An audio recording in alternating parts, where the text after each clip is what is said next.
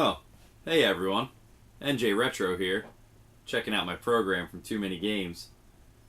Stay tuned for some convention footage, and following that, my pickups.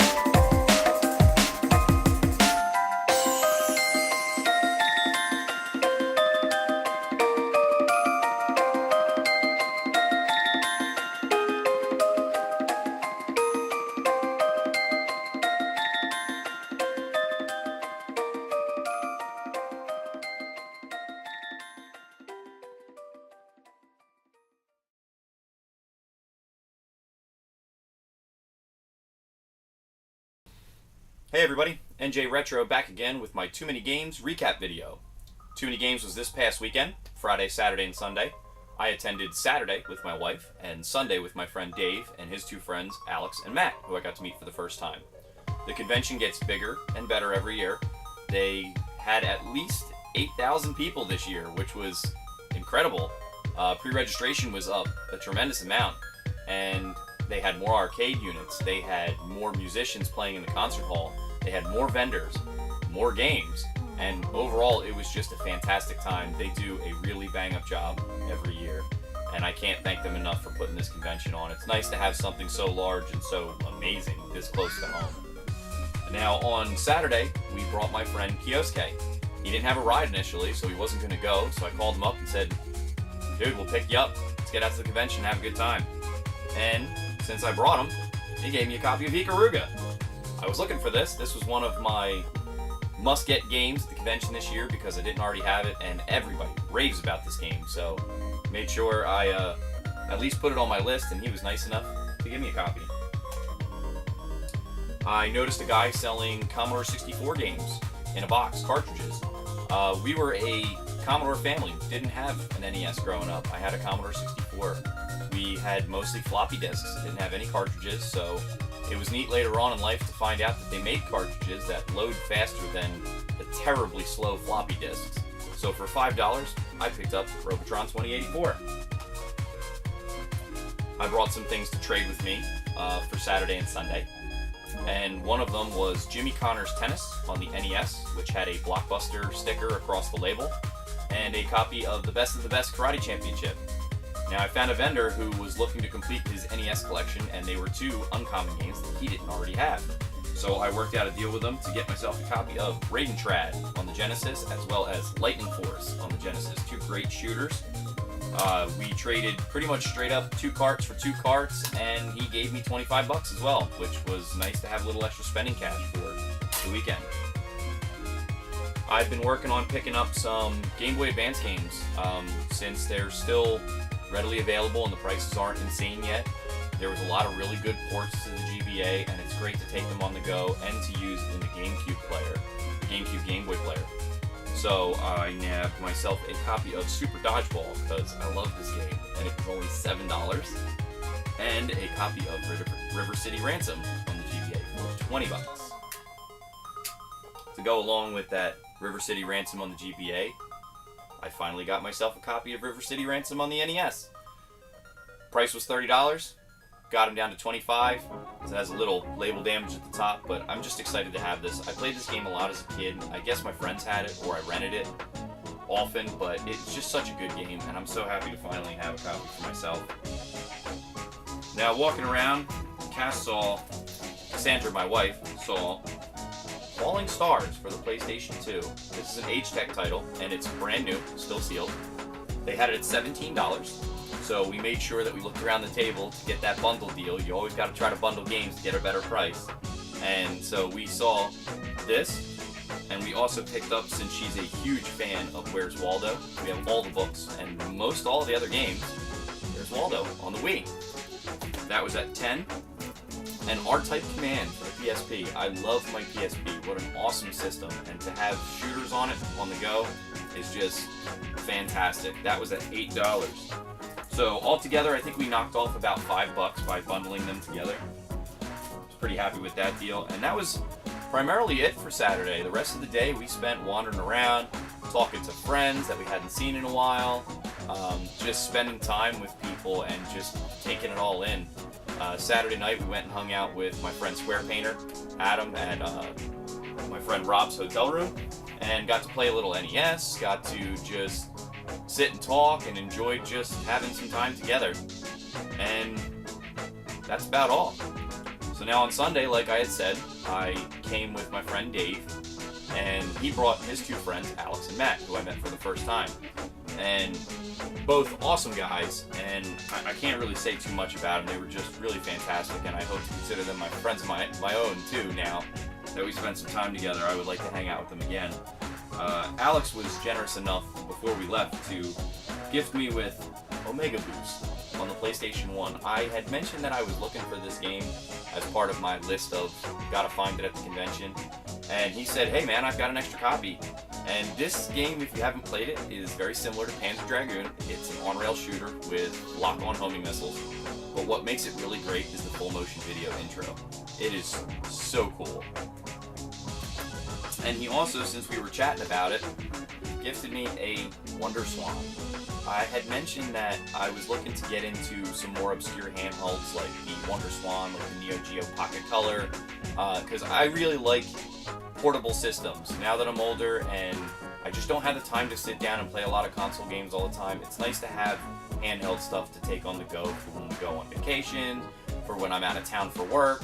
And so this is another one that I've been looking to try out, is the Wonder Swan. So thanks, Alex. I can't thank you enough for it. So generous of you. So now on to what I actually picked up on Sunday at the convention. The first thing I pretty much grabbed was a t-shirt. These were $20. And for $5 each, I also nabbed a pair of pins. We've got one in an NES controller style and a Zelda Shield style, which this was the pin for 2016, so I guess they're going to be changing them up each year now. And like I said, these were $5 a piece. Happy to have those. Those will go on my convention book bag. I carry a book bag to carry all my stuff. I found in a bargain bin a kind of rough copy of Captain America and the Avengers on Genesis and Toxic Crusaders.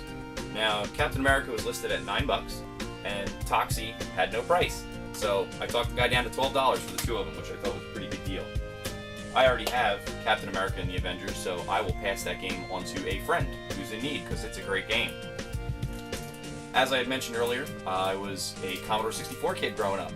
So one of my favorite games that I didn't play a super amount, but my brother played so much, and I used to love watching him play. The soundtrack for this game is just incredible.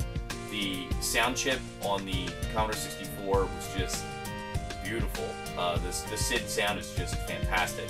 And if you've never heard it, I suggest you look into it. But this game is The Last Ninja on NES. I already own this game on Commodore 64, but I will never pass up a port of this game if I see it. I'm hoping this is even half as good as the Commodore version. That was at 25 bucks. I got this for $20 from Buzzy and Jay of the Bad Graphics Gamers.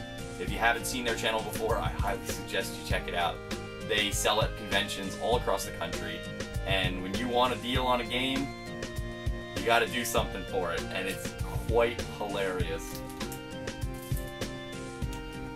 I am a puzzle game fan, as well as my buddy Dave that I went on Sunday with.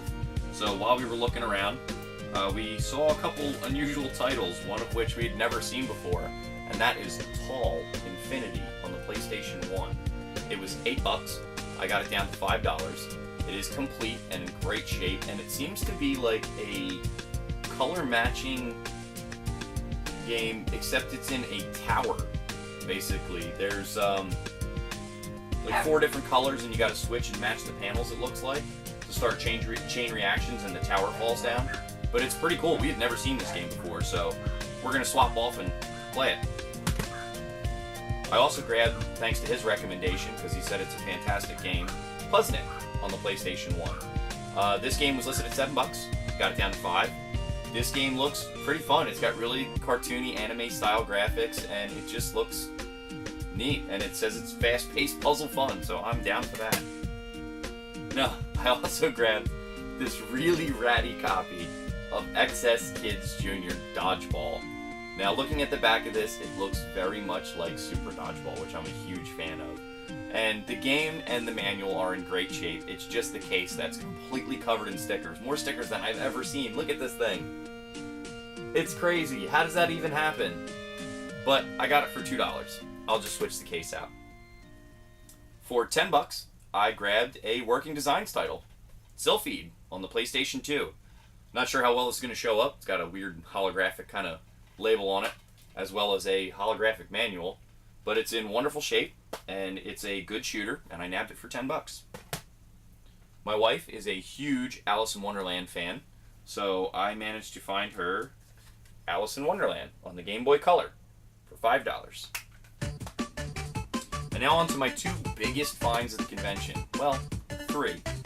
The third one I didn't have to look for because I knew where it was, but it is a really big and awesome find.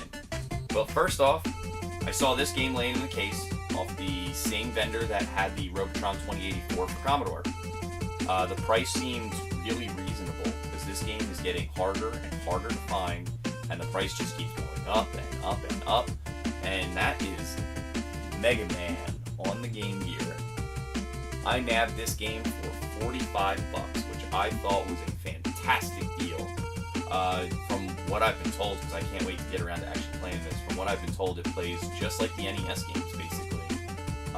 Except it's a unique title, and it has a couple different bosses in it, so looking forward to trying that out. And the best game from the convention that I picked up, I traded a copy of Operation Genesis for the PlayStation 2 complete. I traded Time Splitters Future Perfect on the original Xbox complete. A copy of Miner 2049er on the Atari 5200 complete, and a copy of Spyro the Dragon, Year of the Dragon, I think it is, from the Collector's Pack on PlayStation 1, which was also complete and in fantastic shape. It was just that game, not the whole Collector's Pack, and I got myself a beautiful copy of Axlay on the Super Nintendo, and it still has most of its original plastic on it. This copy is just fantastic. It's really nice. I don't know how well it's going to show up on camera, but it's got slightly fuzzy edges on it on the corners, but the interior is gorgeous. Manual and all the inserts in fantastic shape, and I thought that was a great trade. I'm so happy to have this, and this is another one that's just getting harder to find and keeps going up, and just, it's such a good shooter. Now for my biggest find of the convention.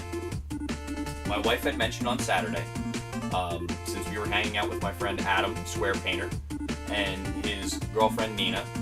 She had saw a piece at his booth and said, if it makes it to Sunday, we need to take it home with us. She wanted it in the living room really bad, and so I grabbed, with a great deal from Adam, thanks buddy, the Goonies. This is just beautiful. He did such a nice job on this. This is going to be hanging proudly in our living room. I can't say enough about his work. As you saw in my previous videos, I got a couple of his pieces above the TV in my game room, and it's so nice to finally have a really large piece to hang in the living room. And I can't say enough. He does great work, and I'm a huge fan of the Goonies. I could probably recite the movie by heart. So this was a really, really nice find. So all in all, great convention. I can't wait for next year.